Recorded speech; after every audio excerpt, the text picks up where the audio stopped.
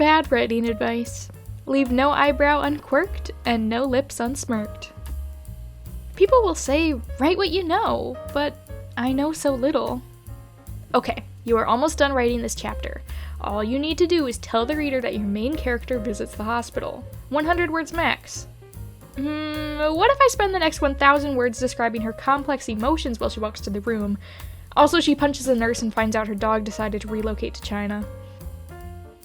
When in doubt, always add more chains hanging from the ceiling of your interrogation scene.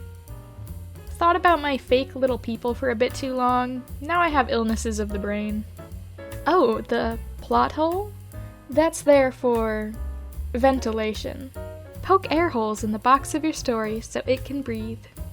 Avoid love triangle tropes by making it a love icosahedron. Guess who finally finished their fanfiction? Not me, but someone probably did. Outlining a new work in progress be like, 2/3 of the book goes here. Every now and then, I'll be describing a character's emotions about a certain situation, and I'll just stop and go, oh, this? Yeah, it's all self-projection. And then I'll just keep writing. How to show your villain is the bad guy. Evil laugh, wears all black, have them kick a puppy, super snarky, probably has a lair, you hate them obviously, there's definitely no love there, that would be bad. And in this chapter, the characters figure out a solution to this big annoying problem. I have to figure out a solution to this big annoying problem. Can't quite describe your character's want at the start of the story? Imagine they're in a Disney musical and write their I Want song. Just go ahead and write it. Ask that one friend who plays guitar to help you out. Me weeping while holding the broken corpse of a character.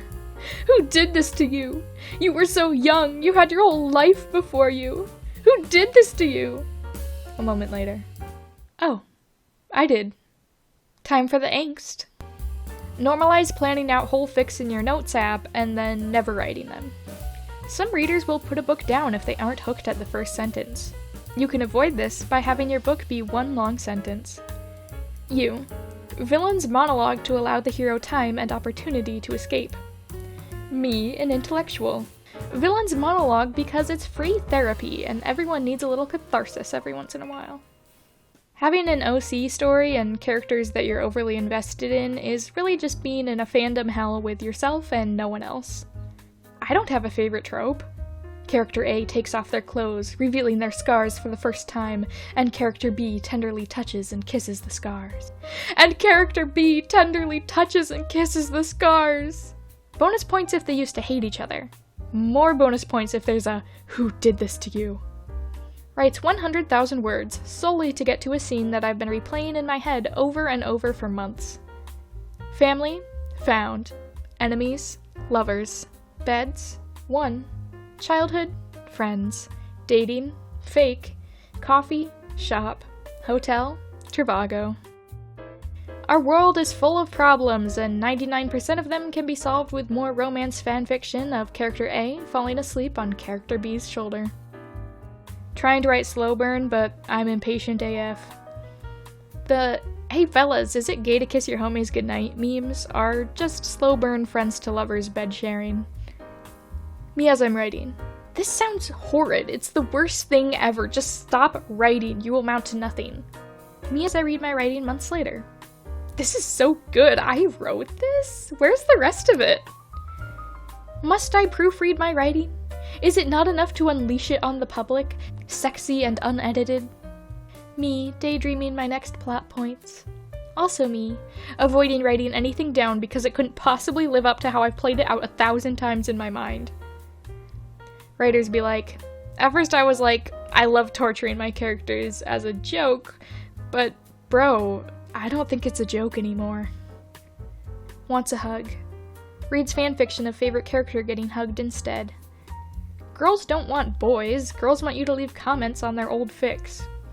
My dad wanted to read the fanfiction I was writing. I got all defensive and said no, and then he asked why.